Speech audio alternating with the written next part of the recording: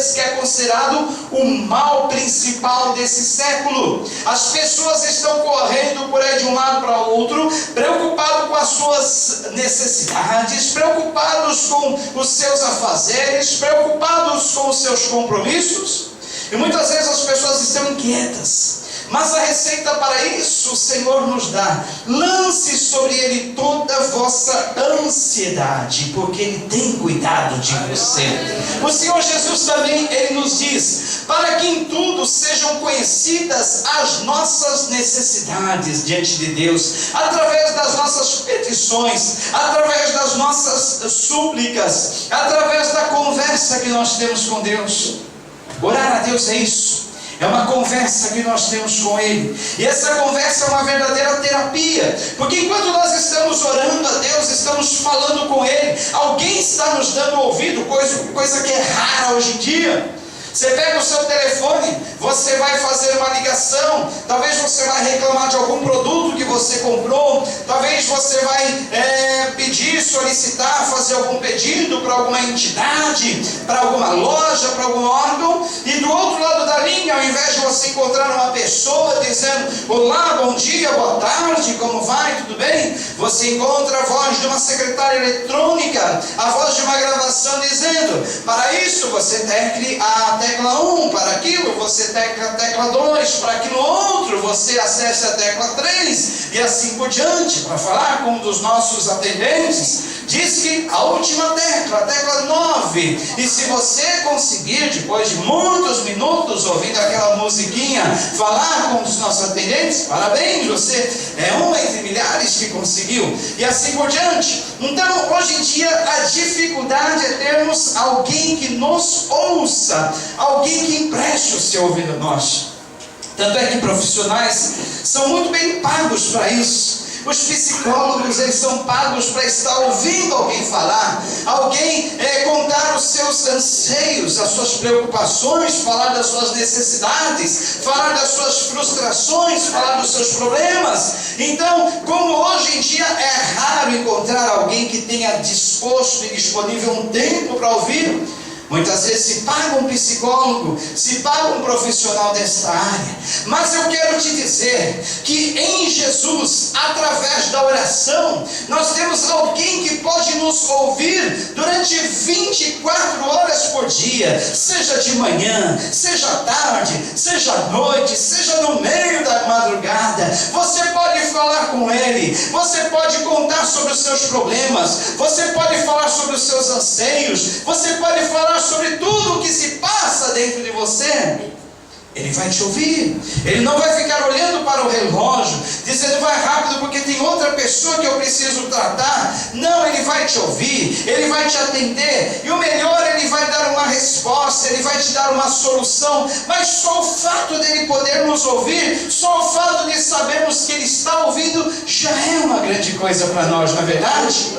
Muita gente considera a oração como um exercício monótono de fé, como um exercício espiritual cansativo, enfadonho, porque você fala, e não ouve Jesus falar do outro lado, não vem uma resposta, parece que você está num monólogo solitário. Mas a verdade é que Deus nunca despreza uma oração nossa. Deus nunca deixa de nos dar ouvidos. Você pode ter a certeza que Ele está te ouvindo quando você ora. E Ele tem sempre uma resposta. Ou Ele te diz agora sim, ou Ele te diz espera mais um pouco, ou Ele te diz não. Mas Ele sempre tem uma resposta para cada um de nós quando nós levamos a Ele os nossos anseios através da nossa oração. Muito bem. Então, quando nós temos um problema, podemos nos dirigir a Ele. Ele nos ouve, conhece o nosso interior. O Salmo de número 139, escrito pelo salmista Davi, diz que antes que nós fôssemos formados no interior de nossa mãe, no ventre da nossa mãe, Ele conheceu a nossa substância ainda sem forma. Ele conheceu cada célula do nosso corpo. Ele formou o nosso DNA. Ele formou todos os órgãos. Ele nos entreteceu de nervos. Ele nos cobriu de peles. Ele nos deu a cor dos olhos, a cor dos cabelos. Ele deu as nossas tinha tudo isso anotado em um livro, em um diário. E o interessante mais ainda é que ele já tinha também anotado todos os nossos dias na terra, todos os nossos dias de vida, quantos dias seriam. E mais ainda interessante é que ele anotou toda a somatória de pensamentos bons ao nosso respeito, pensamentos bons. E quando o Senhor nos fala que Ele tem pensamentos bons a nosso respeito, isso quer dizer que a Bíblia nos diz, afirma no mesmo Salmo 139, que a somatória desses pensamentos bons que Deus tem a nosso respeito excedem em número aos grãos de areia que estão na praia do mar. Você já tentou contar os grãos de areia que estão na praia do mar? Com certeza já tentou, já brincou de contar grãos e nunca conseguiu. E eu te digo que nunca conseguiremos contar nem 1/1000, nem sequer uma quadra, uma parte, um tamanho como esse cheio de areia, porque são muitos os grãos de areia e são tão incontáveis, tão inumeráveis, que o salmista, inspirado por Deus, usou exatamente esta palavra para dizer que os pensamentos bons que Deus tem a nosso respeito excedem em número aos grãos de areia da praia que está no mar. Isso equivale a todas as praias do mundo todo. Então eu sempre digo, um bom exercício para quando você estiver deprimido, um bom exercício para quando você estiver preocupado, preocupada, um bom exercício para quando você achar que não vale nada, achar que não tem valor diante de Deus. Vá até a praia, enche a mão de grãos de areia e sai andando e contando. 1, 2, 3, 4, 5, 6.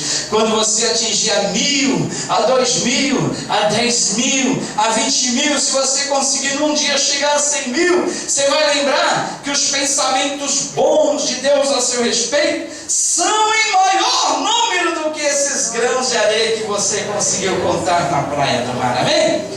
Isso quer dizer o que, queridos? Que Deus é bom para nós.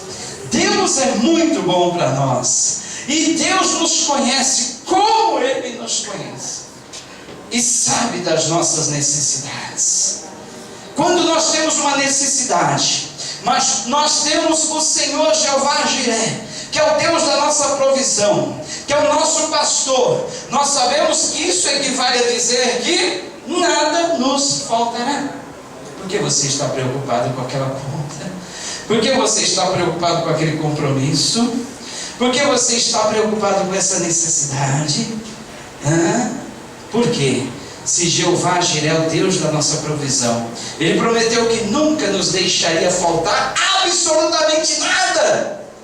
Ele conhece as nossas necessidades. Ora, talvez naquele momento os discípulos já tinham consultado o tesoureiro Judas. Falou: olha, Judas, apareceu uma necessidade aí de final de mês. Vieram cobrar os impostos do nosso mestre. Sabe como é? Esse mês talvez a coleta de oferta foi pouca. Aquelas viúvas ricas que ajudam o mestre ainda não deram aquela ofertinha preciosa. Como é que está o caixa? Está baixo, né? E agora? Tem nem coragem de chegar para Jesus e dizer: olha, Jesus, nós temos um imposto aí para pagar 2 dracmas. Isso era o imposto de Jesus, sem contar nos impostos dos discípulos, hein? E agora? O que nós vamos fazer? Mas veja bem, queridos, quando nós chegamos diante de Deus com uma necessidade, Ele já sabe da nossa necessidade e Ele já tem a resposta, Ele já tem a solução. Olha, Jesus já sabia que isso estava acontecendo. Olha, não se preocupe não, queridos, já tem a solução. Olha, Deus falou: vão até determinada parte do mar, lance o anzol, o primeiro peixe que subir vai ter um estáter, uma moeda suficiente para pagar todos esses impostos. Agora a pergunta: como é que Jesus sabia